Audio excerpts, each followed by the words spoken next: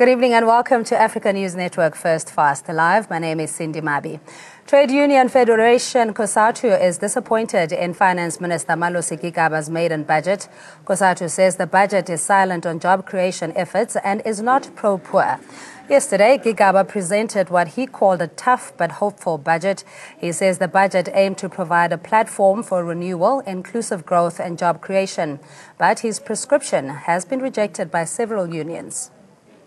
We're quite disappointed. We had a very good State of the Nation address by the President last week, focusing on creating jobs and dealing with corruption. The budget was silent about corruption. People have looted the state, hundreds of billions of rands, and he's not said to us how are they going to recover that money to deal with the budget. Instead, what's happening, rich people have looted the budget, and we expect the working class, the public servants, workers, to plug the hole. So for us, it's a real disappointment. We're squeezing workers more and more.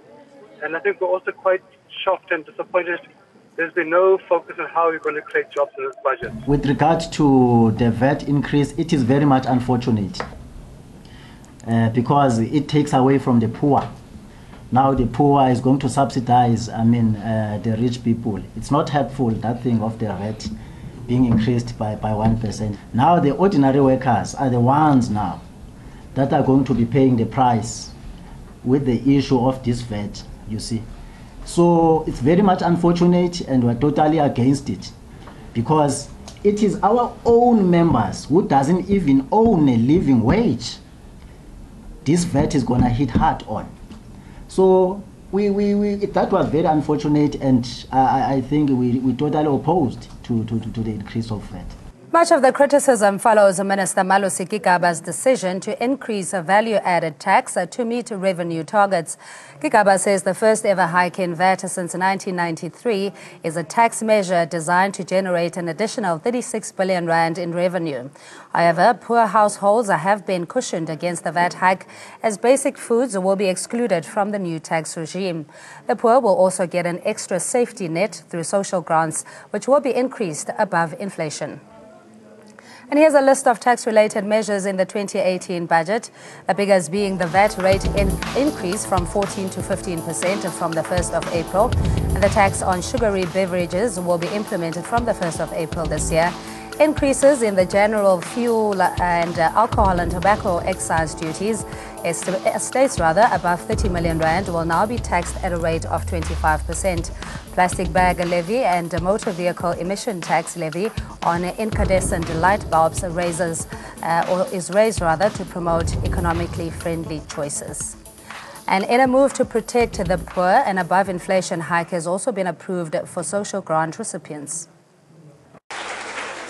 The old age pension, care dependency, and disability grant from the 1st of April will be increased by 90 rand from 1,600 to 1,690 rand, and by a further 10 rand to 1,700 rand on the 1st October 2018. The child support grant will increase from the baseline of 380 rand to 400 rand on 1 April and to 410 rand on the 1st of October. This is a 6.6% annual increase. And you're welcome to give us a call on the VAT increase of 1% or 1 percentage point, and now at 15%. The number is 011-203-5120, 011-203-5120. Annelien van der Poel, Head of Operations at Debt Rescue, is on the phone line. And we have Professor Keith Engel, who is a CEO of the South African Institute of Tax Professionals. Good evening to all our guests, and thank you so much for joining us. And if you look at a 1 percentage point, it may not seem like much, but in a country where we know there's huge unemployment, we've seen job losses and income disparities, Professor Engel, what difference does it make? Well, look, for every 100 you pay, right now you're paying, for every 100 goods you buy, you have to pay 14 in tax. Now you're going to have to pay 15. So that is going to be a little bit more. And it depends how many goods you buy. So as a relative matter, the poor have very, very little. So even the 1 rand hurts.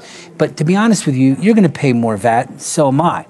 As a matter of fact, you and I will probably pay more VAT per person than the poor would because you and I are buying more. So the more you buy, the more the tax is. So it's a relatively higher cost, but it's because their limits are so low. But when you look in absolute numbers, the middle class and the rich are actually going to pay more in real terms. What do the retail figures show us, especially when it comes to disposable income? As you're saying, you and I would generally buy more on essentials, but the poor already have so much or only a limited amount that they can spend on. Yeah, well, the poor people do a lot of things, like they'll spread the milk by putting water in it. They do a lot of things that they look at each and every rand. So those rands will matter. If you're assuming you're on the social budget, about 1,000 rand in social grants, so that's going to be about another 10 rand off. And where are you going to come from? But what I did think was interesting, what you showed, was you're going after tobacco, sugar. A lot of those things aren't good for you, but somehow the poor, those are their little luxuries. And so the poor will have those. The one that really will affect the poor the most is fuel.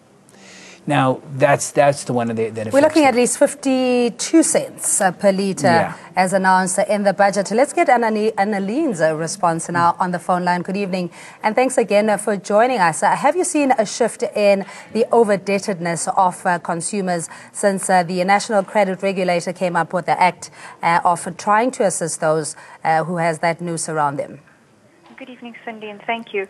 Yes, we have definitely seen a shift. Obviously, in terms of the new National Credit Act, when it was implemented in 2008, we now have a lot more measures available to over-indebted consumers to try and assist them. But to be fair and to be realistic, the economy has changed quite dramatically in the last 10 years. I mean, we've had the recession, we've had at least one, and we've had quite a big negative impact on the economy. Unemployment being probably one of the biggest factors right now. So definitely, it's been there to assist. In terms of the debt counseling, the assistance to over-indebted consumers. But it's helped consumers, but the reality is the economy is in a very difficult place for everybody, and specifically the lower income earners.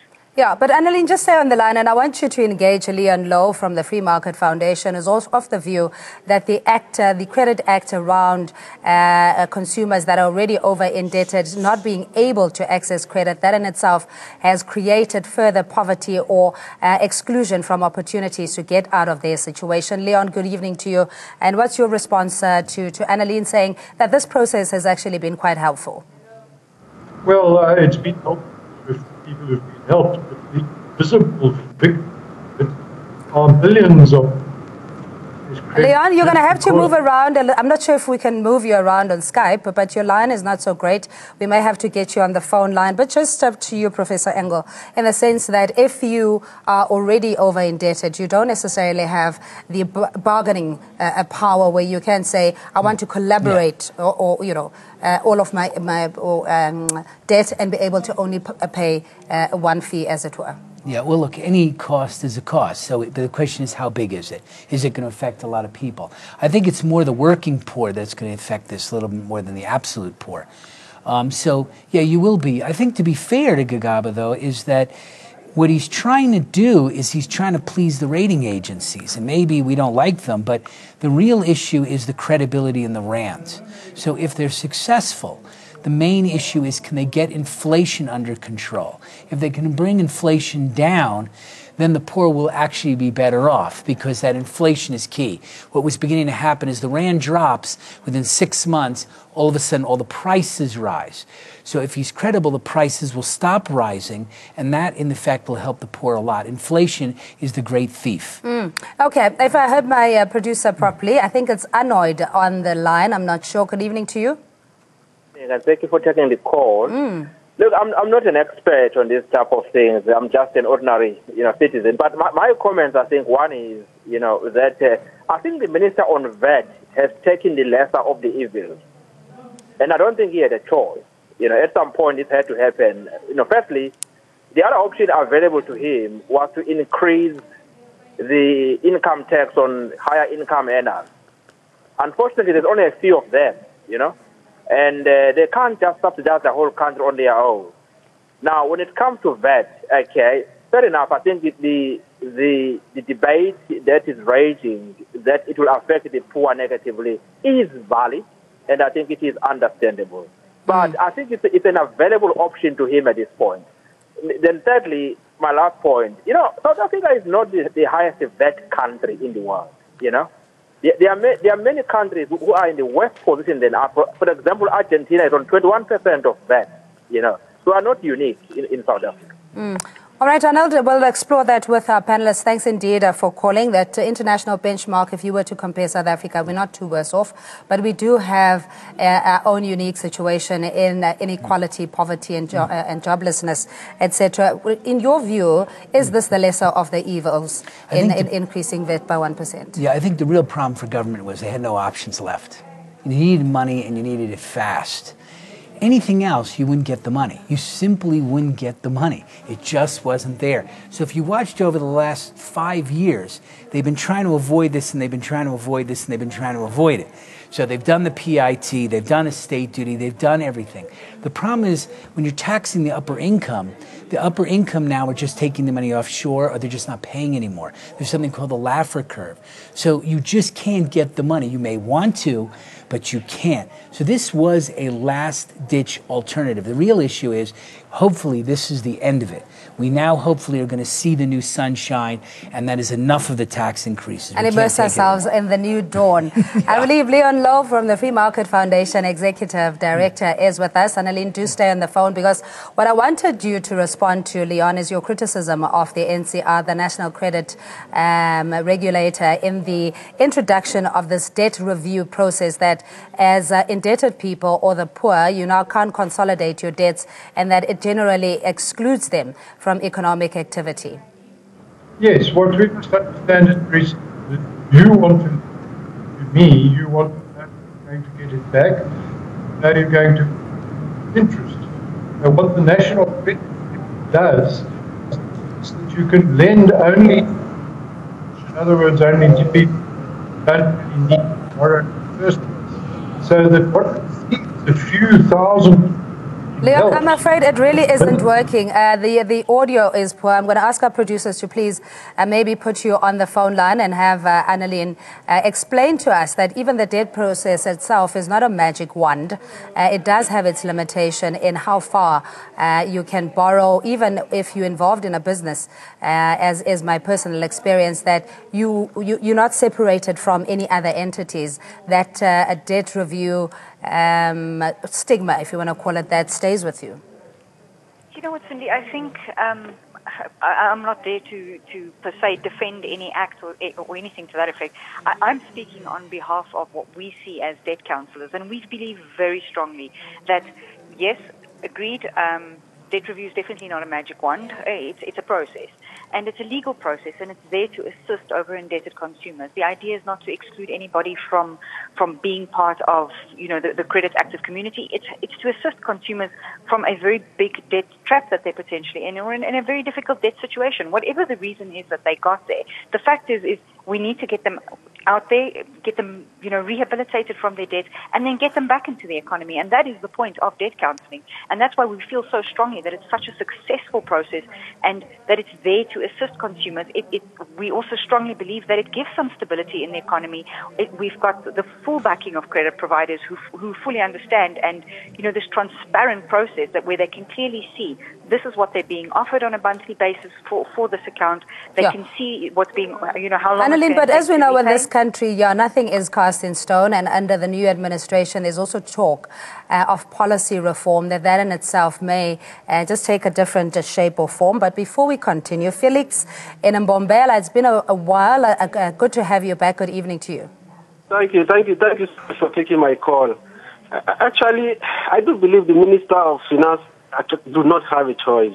But the problem is this: there is no honesty. I say some of the foodstuff which the poor people are using will be zero rated with VAT. But it does not make any sense, because the poor doesn't produce the food they eat. All the big business that are producing this food, they will factor all these into the cost of the food by the time they are selling it to the poor. So everything, the VAT, the transport cost of fuel increase, everything will be factored into the prices of these goods before they eventually get to the poor. So the poor will eventually carry the burden of all the VAT increases, the fuel increases. the poor is going to bear the brunt, obviously. Okay, we'll get our tax experts to break it down into, where the fine print is. As you were saying, that generally there would be no loss to retailers or business for that matter, or even benefit to consumer, because somehow they find a way of factoring all the costs into their product offering. Leon, are you with us? I hope it's better this time around. Just pick up from where you were saying in how we perpetuate the cycle of poverty by denying people credit or them being able to consolidate their debt. Okay, it's just not Leon's lucky day today. We prefer to have him in studio, so let it be a hard-learned lesson. And Professor Engel, in your view, talk us through what our last caller was saying, that either way, you cannot run away from it. It may sound just like a benign 1%, but essentially it's all factored into the cost of goods anyway. Well, look, I think to some extent, I'm saying, look, the VAT cost does affect the poor more than it does the wealthy.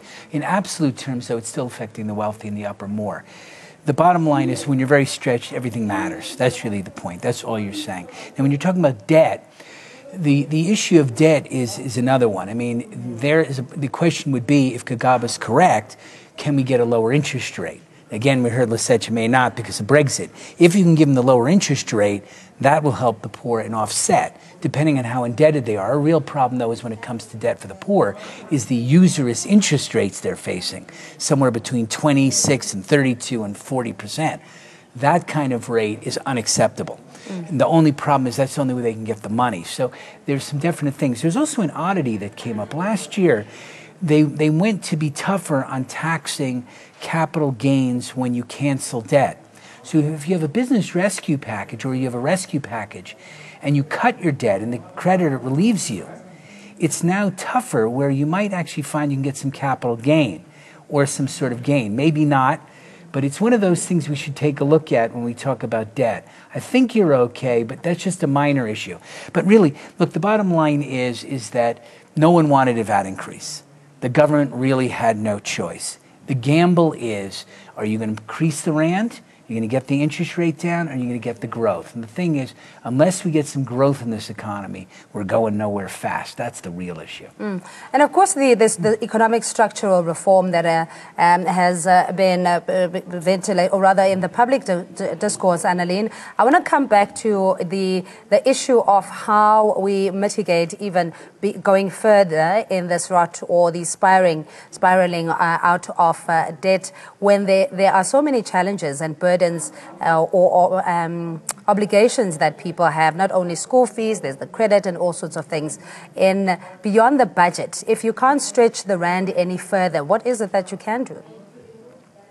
And I think, Cindy, that's so important, exactly what you're saying, is that you first need to see how far can you stretch your rand, because I think most people are already really at the end of their tether here, that they've stretched as far as they could. If you still can, by all means, make those changes to your own personal budget and get your finances in order where you can. But for those who can't, we strongly advise seek help. This is why we so strongly believe in the debt counselling section specifically of the National Credit Act. It's there. It was created specifically to assist over-indebted consumers. Seek help, prevent legal action, and come up with a sustainable plan to repay your debt and get yourself out of this position if you've managed to get yourself there. Okay, stay with us. We've tried Leon Lowe. He's a good friend of the show, so we'll give him a last attempt. I believe you're on the phone line with us, Leon. Just pick up on what consumers need to consider before, or rather even whether there's some laws that need to be changed or policies reviewed when it comes to assisting the poor. Yes, let's understand firstly that when people already have credit, they are credit worthy. These are privileged people, and debt counsellors do a great job at helping them manage their debt. The problem we face in South Africa isn't people who are credit worthy, but people who are not. Those are the poor people and the middle and lower income group people, and they are excluded by the national credit law from getting credit at all. They're driven into the hands of loan sharks. They're driven out of the formal banking and finance sector. And that they are the victims of this law, a law that makes it difficult, dangerous, and expensive to provide credit to somebody is a law that is bad for people at the bottom and good for people at the top. It diverts money from the poor to the rich. And I, who am in the, probably the top 10 or so % of income earners, had my banker phone me and say, Mr. Lowe, you are under borrowed. Wouldn't you like more money? So they try and get me to take more money because they think with me their money is safe. And they divert money away from the poor who really need it. So that is, the story is not what we do about people with credit. The problem is what we do with people who can't access it. And they are emerging businesses, small businesses, informal traders, backyard operators, taxi operators, peasant farmers, and so on. These are the people who the national credit law victimizes by the million, all the people at the bottom, which in South Africa, of course, has a racial connotation. It means black South Africans.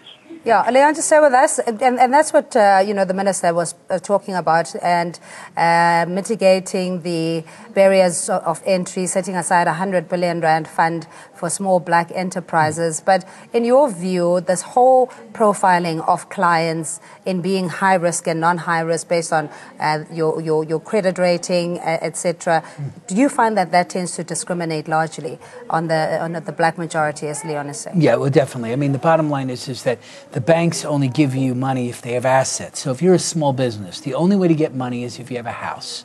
And they say, fine, you can borrow against your house and have a small business loan. That's not really a small business loan. That's you're allowed to borrow money against your house. So even blacks, whites, doesn't matter. If you're talking about middle and lower middle, you simply can't get that type of loan funding. We just don't have that. That type of credit is simply not in existence in South Africa. So that is a major problem for small businesses. I think the real business problem also for small business is opportunity. Where is the opportunity that's there? And one of the things is that some of the big guys are crowding out the little guys. Annalene, do you think that the increase in VAT will generally affect all of us or largely the poor?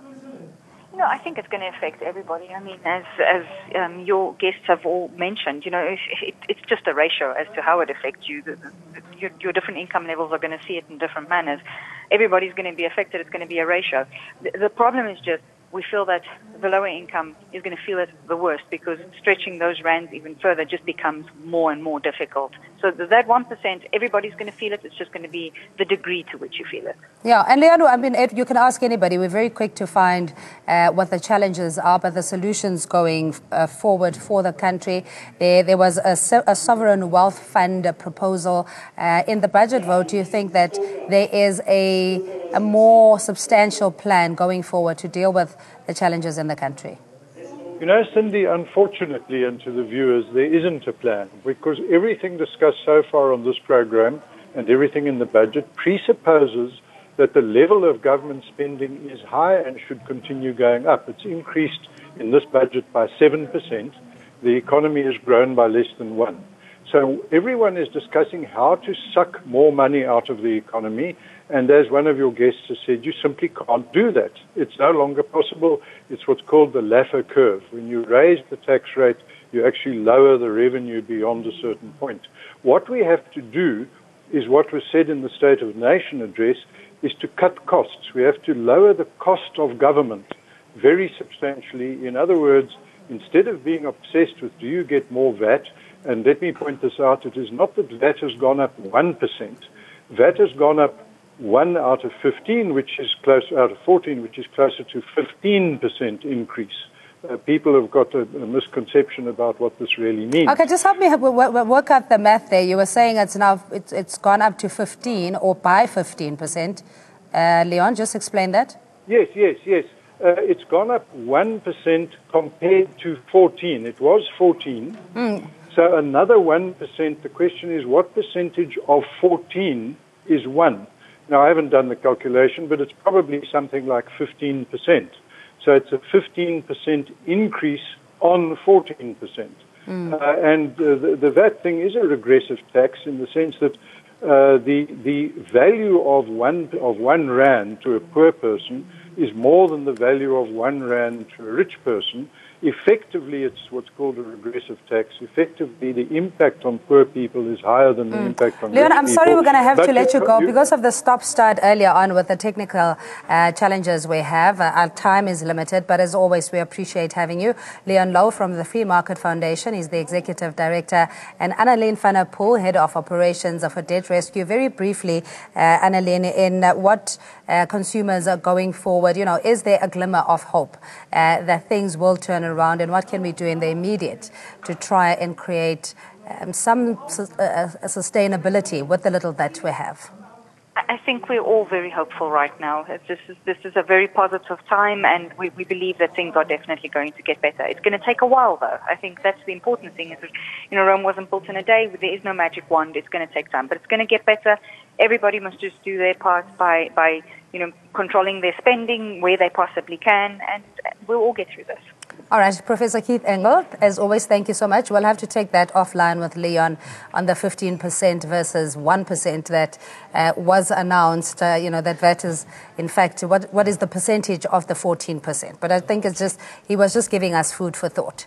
I appreciate your time, and Professor Keith Engel, CEO of the South African Institute of Tax Professionals, and you at home. Thanks indeed for calling. We'll take a quick break. See you shortly.